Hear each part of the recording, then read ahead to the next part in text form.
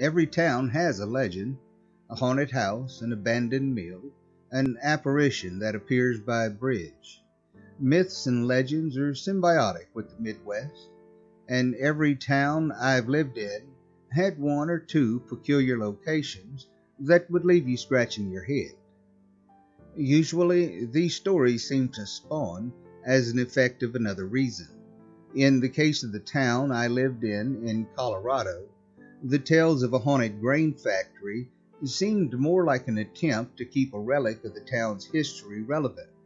Then, when I moved to Utah, the story of a Main Street wraith probably spawned as a talking point in a sparsely populated town because, well, to be honest, there isn't much of anything interesting going on in the Utah desert. Then I moved to the middle of an Arizona desert and learned of the local town's weird legend. It started 4 years ago. A man by the name of Jeffrey Willard came home late one day after delivering parcels, grabbed a hammer from his shed, and mercilessly beat his wife and dog to death. Nobody in town knows why. When the police found him, he was sitting on his porch peacefully. He didn't even know what happened. Yet, when they went inside, they were horrified at what they saw. Supposedly, Jeff was emotionless, telling the police he didn't remember anything about that night or why he did what he did. It didn't take long for the coroner to piece together what had happened. The evidence was clear. Willard was a murderer. A local friend of mine by the name of Dwayne Eulis, who was the responding officer that night, refuses to talk about his experiences from that evening. While I was moving in, Dwayne helped me and my wife get acquainted with the town. As a result, we've become good friends. We've talked a lot about each other's lives and my own experiences in the police force. And I learned a lot about him from his stories, both funny and mundane. One evening, he briefly mentioned the Willard murder, and I asked him to tell me more about it. He outright refused. I understand why, too. If you've never lived in a small community, it's hard to know how a violent crime can change things. He did make one brief note, however, which was this. Jeffrey Willard was a standout man who loved his wife and loved God. He never would have done something so heinous unless something had caused him to go mad. Despite Yuli's refusal to recount his story, it didn't take long to fill in more gaps, as it was a common talking point in the local bar, even 4 years later. Everything that anyone's ever said was that he was a normal man, living a normal life, and the morning of the murder, nothing was out of the ordinary. He went to work, seemed peaceful and amiable, and appeared normal until he wasn't seen until after the murder. There was no sensible rationalization for why he did what he did. The only one who had any sort of insight was the local barkeep, Tom Davis, who recounted his experience the night of the murder to me many times. Per his story, he was closing the bar when he saw Willard's headlights coming in from the desert from the west. As he says, I already knew something strange was going on when I saw someone coming down Riviera Road during the night. Willard drove by the bar, and as Tom says, it was like he was entranced. He was driving slowly, ignoring stop signs and traffic lights. As he drove by, Davis says that he got a glimpse of Willard's face. To this day, David insists that there was no life in the man's eyes as he drove by.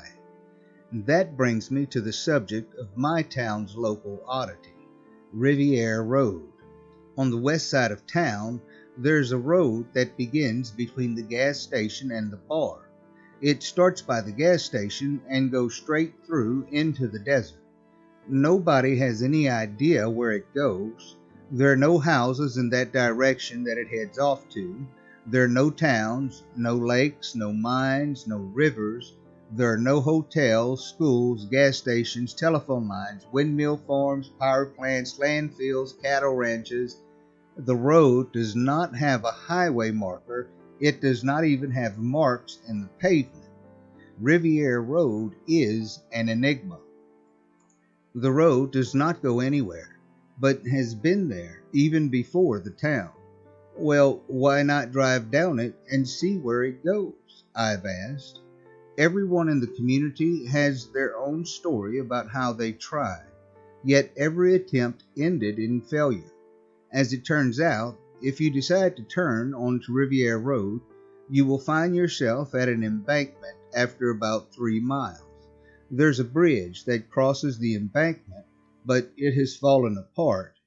When this was, nobody has any idea.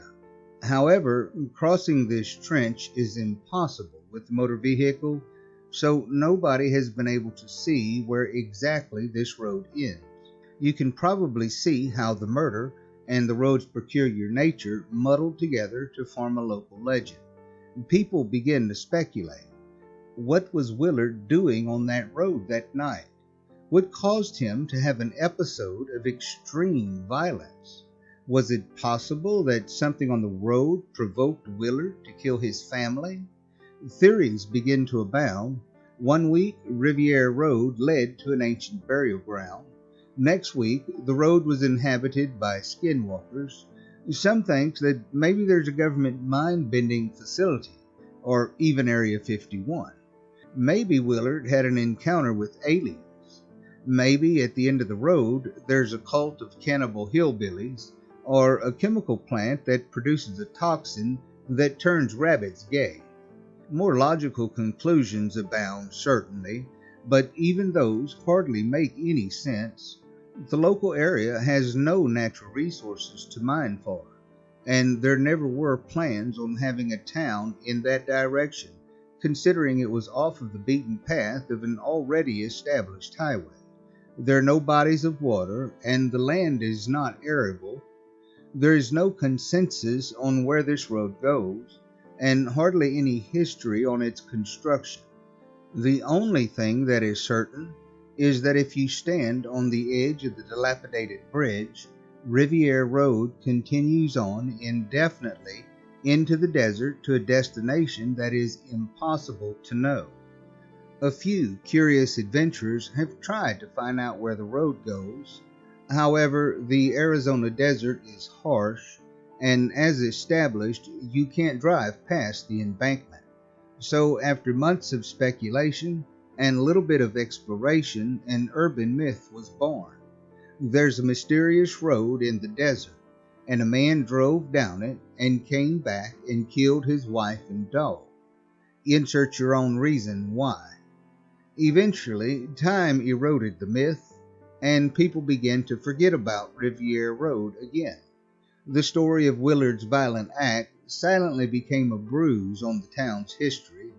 Life began to return to normal, and only fragments of the original fascination with this street remained. There were still believers, but for the most part, nobody cared to speculate further. Riviera Road was just a road. That was until yesterday morning. There's no way to cut to this. I was minding my business, filling my car up at the gas station. It was a typical Monday morning. My wife was chilling in the passenger seat when she suddenly tapped on the window and pointed out into the desert. I turned towards the road and quickly saw a shape moving towards the town.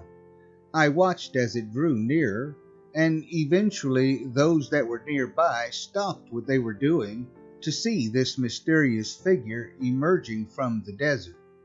Soon the shape came into focus as it got closer. It was a man limping, and he was dragging something behind him. As it got closer, I could hear my wife scream from inside the car, and my heart dropped. It was Tom Davis, the barkeep. He was shambling up Riviera Road, a chain wrapped around his torso as he walked laboriously toward us. Behind him, something heavy dragged on the pavement, streaking it red. I ran up to him, the small crowd of people coming with me. I called out Tom's name, but he didn't respond, instead continuing to move forward. Then, when we were no further out than a few meters, I stopped, and I could feel my body freeze. Tom Davis was dragging his dead son behind him. The crowd stopped moving. In the Arizona heat, I could feel goosebumps form. I stood awestruck as I watched the details slowly emerge. Tom's torso was bloodied, and his clothes were ripped, exposing deep wounds. The chain that surrounded him was the same chain he usually had in the back of his truck, the one he volunteered to people when they needed to tow something. It was tightly wrapped around his son's neck. The teen's blue-faced squeezed violently as his eyes were nearly popped out of their sockets. Further, it was evident that the teen's arms had been broken in numerous places as bones protruded from his skin. Tom's face was blank, despite the oppressive sunburn he had acquired. His lips were dry and peeling. As he got closer to the intersection, his face began to show more signs of lucidity before finally erupting into a confounding blabber as he stepped off the road. What? Someone ran inside the gas station, grabbing a bottle of water. People surrounded Tom, and screams filled the air as people began to see the condition of his son. Then slowly, Tom turned around and let out a shriveled scream as he saw what he was dragging. I told my wife to drive home, and the police were immediately called. People started moving away from Tom, watching in silent horror as it appeared he regained consciousness. He dropped to the pavement, crying into the air and screaming louder than any man I had ever heard scream. I watched the father hastily try to remove the chains off of his dead son. I watched the father try to administer CPR. I watched the father endlessly call out his son's name, and I finally watched the father hold his son's corpse as his wails were not returned. I could only stand with a stiff hand covering my mouth, keeping my distance from the scene as I had realized what I was witnessing. The sirens blared from the distance, and in no time, Officer Euless stepped out of his cruiser, placed his hat on his chest, and covered his mouth in horror. The officer stood there, shaking, unable to move. I watched his knees wobble before he turned around to the cruiser, nearly falling against the door. After a few minutes of abject panicking, he calmed himself before approaching Tom slowly. Tom Davis was apprehended. The body was examined by responding officers. Nobody had a question about what happened. It appeared that Tom Davis beat and choked his son to death. And within the hour, the legend of Riviera Road returned. After Tom was apprehended, Officer Euless organized a search party to find their vehicle and Tom's wife, as well as any supporting evidence about what might have happened. I volunteered, as did many of the townspeople, to help. Businesses closed as the community gathered at the edge of the road to help in the search. People began to speak as we began to walk into the desert. This was like the Willard murder. The road turned him mad, too. Why would he do this? The most common question churning through everyone's mind was, why? So we walked down Riviera Road in a line to find out. We combed the desert for tracks of any sort of clues as to what went on. We found no tire tracks or other evidence that Tom's truck went off path. We found no footprints, no clothing, no weapons, no sign of a struggle. The search was beginning to appear fruitless. Then we made it to the dilapidated bridge. The bridge was still broken apart in the middle, as anyone would come to expect, but something caught us by surprise. Tom's truck was on the other side of the trench. There was no evidence he drove into the trench. The ground and dry brush was undisturbed. Instead, it appeared as if somehow he drove over the bridge. Weirder yet, the white Ford was still running, as if it had been suddenly abandoned. One of the tires was flat with a knife sticking out of it, as if sabotaged. The ground surrounding the vehicle was disturbed, and blood painted the windows and hood. I heard a woman from beside me sputter out, pointing at the side of the car. "Oh my God!" I looked to see what she was pointing at, and I quickly pulled her away as I covered her eyes. There was a hand dangling from inside the car, blood dripping down the arm. Officer Euless called in that they found Tom's wife shortly after. Then, without pause, I saw him turn to us, terror in his eyes and his mouth shaking. He told us we should turn around, that the search was concluded. On the way back, nobody spoke to each other. Last night, I went to go get a drink. I think after everything I had seen, I needed it. There were more people at the bar than usual. Good for them. There was a heavy air, as one of Tom's friends was managing for the night, but he acted solemnly and talked very little, only servicing people's requests. Surprisingly, Euless showed up as well. He was still in uniform and sat in the corner without talking too much to anyone. After an hour of talking with some of the other locals, I decided to check up on him to make sure he was all right. He saw me approach, nodded, and stared out of the window at the road that goes into the desert. I sat down, prying my eyes to see what he was looking at. Eventually, I spoke. "You all right?" He stiffened up, laid back in his chair, and nodded. "Yeah, He paused. "Yeah." I ordered a drink for both of us, and I brought the topic to the Cardinals and the current season. Euless seemed mildly interested, but the conversation didn't go anywhere. I was preparing to leave, to give him some time, but then Euless surprised me. "The night of the Willard murder, he sighed, gathering his thoughts to continue. "Well, you know I don't like talking about that night." "You don't have to," I assured him. "No, I think I do." At the moment, I saw a level of conviction on his face and determination to power through what reservations he had about the topic. "I need to tell someone." "Well, I'm all ears." "The night that we found Willard's wife, I remember distinctly how horrific and brutally merciless the crime scene was.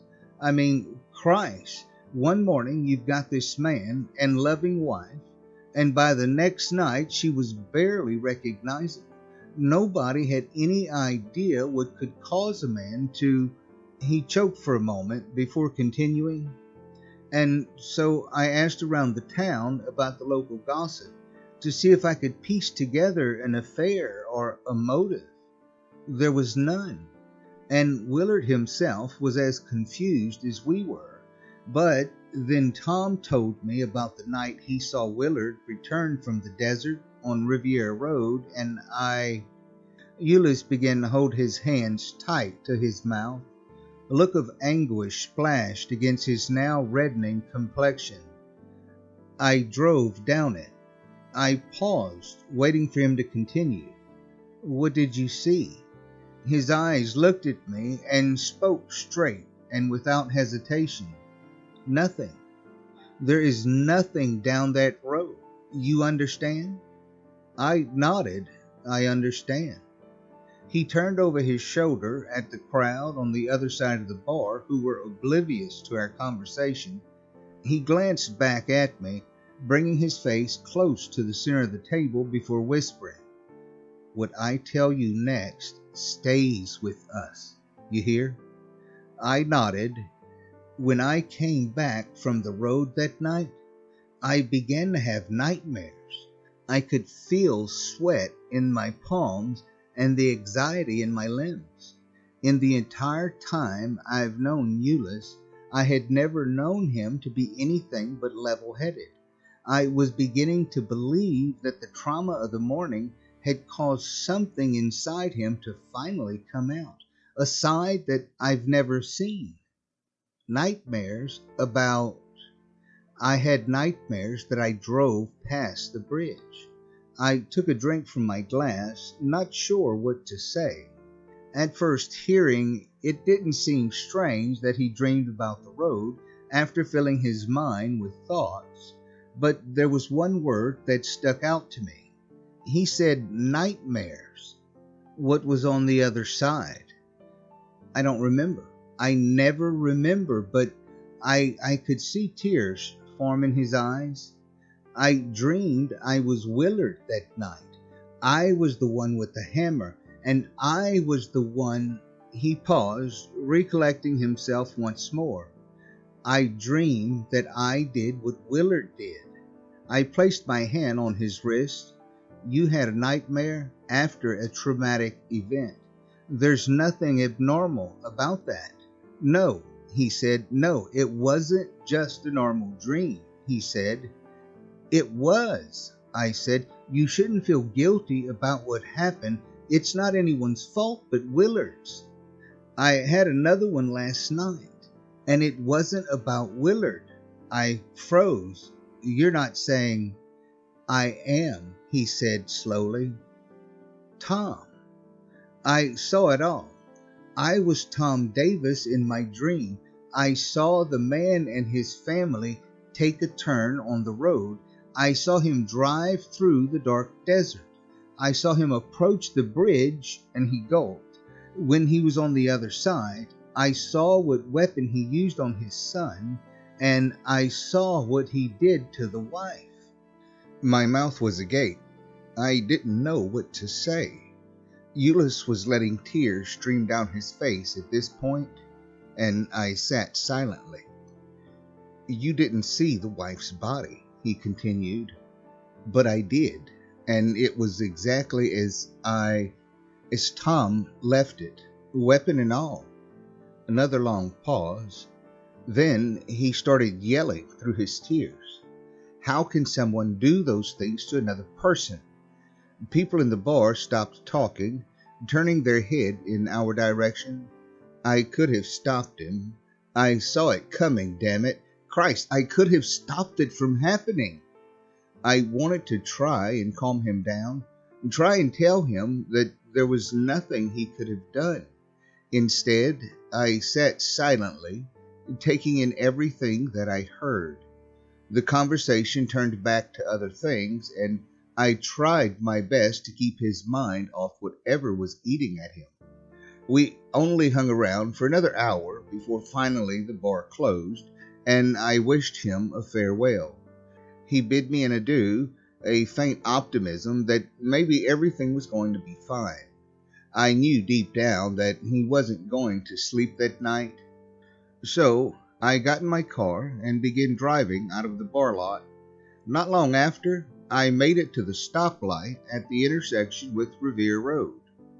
The air was warm and still, and as I waited for the light to turn green, my eyes went to the dark road and drifted into the vast desert. The streetlights illuminated the entrance, but that was it. Riviera Road was shrouded in black. I turned my gaze back to the street ahead of me, staring at the main street ahead, continuing my wait as the light was still red. Then, like a magnet, my eyes went back towards the Riviera Road, its draw overpowering and the allure indisputable.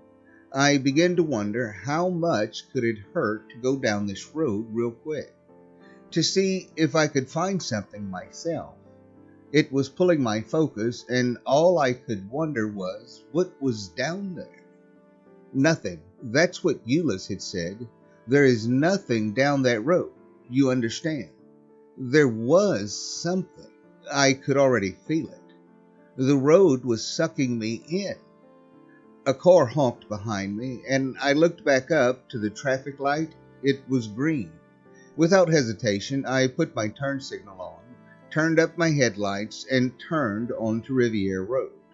I drove into the desert carefully and slowly. I had my brights on, the wheels of my car dipping and rising with the imperfect asphalt. The stars above me were faint, and the desert around me was infinite. The darkness of the night was swallowing me whole as I drove deeper. All the while, I kept thinking to myself, there is nothing down this road. This is stupid. I should turn back. I was 2 miles in. There was no turning back. The loneliness was unmistakable. It felt like I was the only living thing for hundreds of miles, and even the light of the town behind me was fleeting. I turned the radio up for some company, but it eventually faded to static. It was strange, but I knew there were some cold spots that the local radio tower didn't reach. Then I made it 3 miles in. I slammed on my brakes. I heard the tires under the car screech, and I was kicked forward in my seat.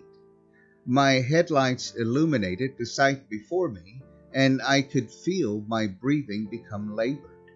I sat motionless, and I must have been wide-eyed as a deer caught in the headlights. I began to shake, and I knew that something was wrong. The bridge before me was intact. I sat in my car, gripping the steering wheel. Impossible. With my car still running, I stepped out of the driver's seat, placing my foot on the asphalt underneath. Without removing my gaze, I eyed the bridge before me. Tom's truck was still on the other side, abandoned and lifeless, still covered in blood. I stepped forward to the edge of the bridge. The road continued into an abyss of darkness, stretched out before me and the headlights.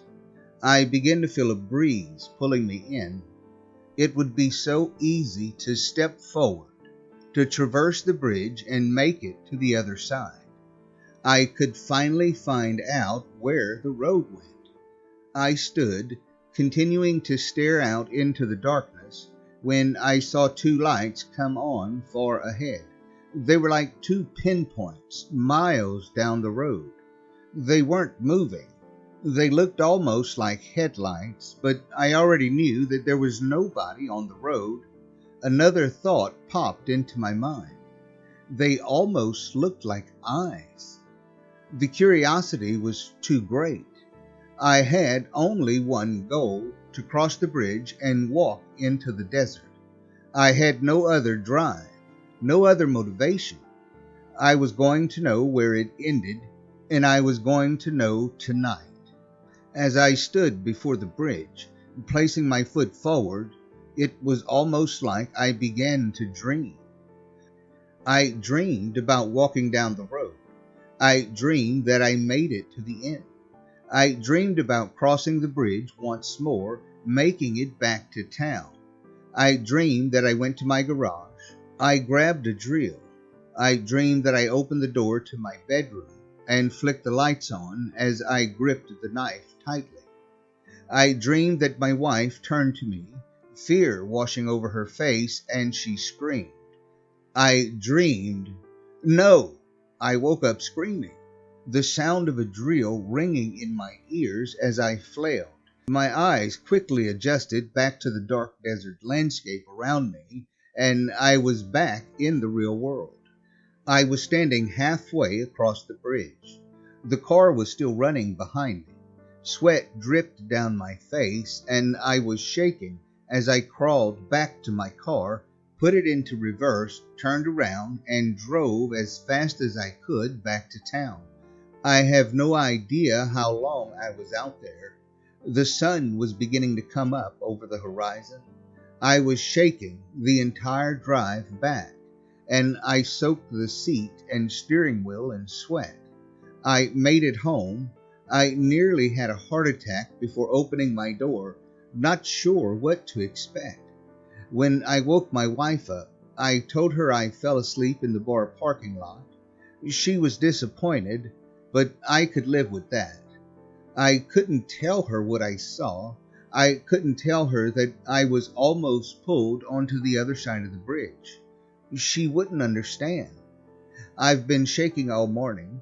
I can't sleep.